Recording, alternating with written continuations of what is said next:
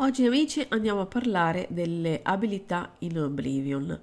In Oblivion Remastered non vai a guadagnare esperienza uccidendo i nemici.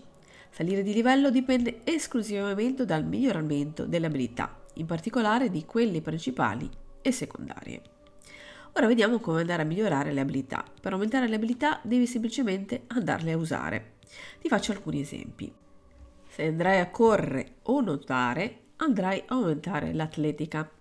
Il fatto di andare a indossare armature leggere, per fare un esempio, in combattimento, ti permetterà di aumentare l'armatura leggera. Andare a combattere con delle spade aumenterai per esempio la lama.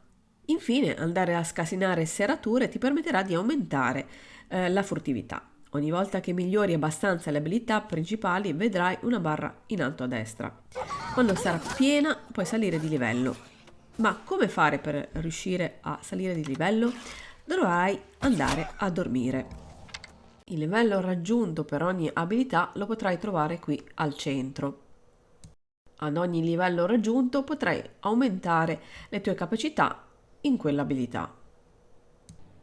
Appena apparirà l'icona di livello, vai subito a dormire in un letto o in un sacco a pelo. Al tuo risveglio assegnerai 12 punti virtù e 3 attributi, massimo 5 per ciascuno. Per concludere, ricordati sempre, quando avrai accumulato abbastanza punti e uscirà l'icona luccicante, dovrai andare a dormire per poter andare a distribuire i vari punti attributi. Ovviamente ogni classe avrà i punti attributi più specifici.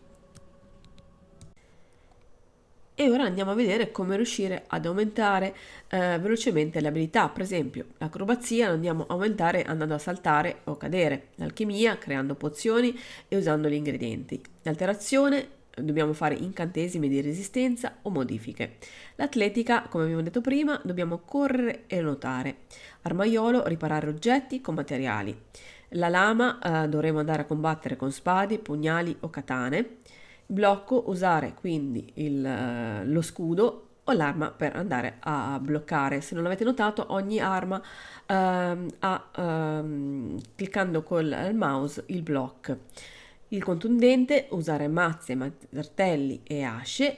E infine poi c'è l'evocazione, ossia andare a evocare creature o armi magiche.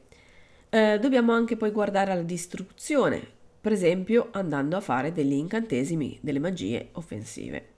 L'illusione, ammagliare, nascondersi e paralizzare. Il corpo a corpo, andare a combattere a mani nude.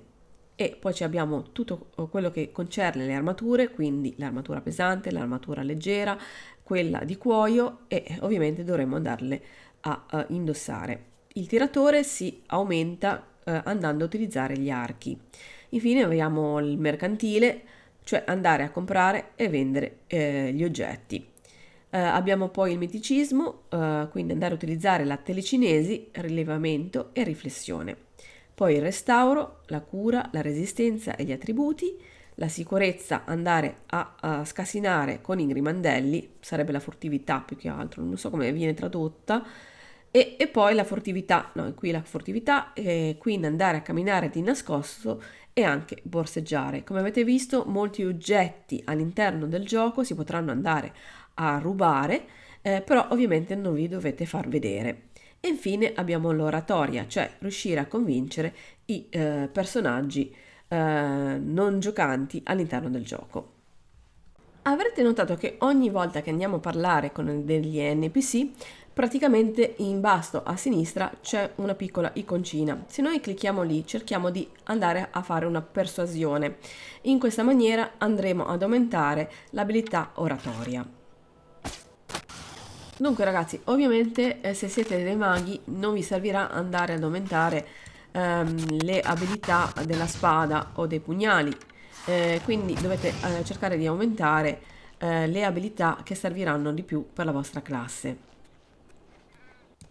All'interno di Elder Scrolls 4 Oblivion abbiamo anche 8 attributi, ossia la forza che va a migliorare i danni inflitti con armi da mischia, poi l'intelligenza che migliora la tua magica massima, la forza di volontà che migliora la rigenerazione della magica e la fatica, L'agilità che va a migliorare la fatica massima e i danni delle armi a distanza, riducendo al stesso tempo le possibilità di restare barcollanti. E poi la velocità che va a influenzare la velocità di movimento, la resistenza che migliora la tua salute massima all'inizio del gioco e l'aumento di salute per livello, l'aumento di salute durante il sonno e la massima fatica. Poi la personalità che migliora il tuo carattere rendendoti più simpatico e questo serve per i PNG che saranno più propensi a darti una mano. E infine la fortuna che migliora le tue probabilità di vincita quando giochi d'azzardo o nell'arena e riduce le probabilità di ammalarti.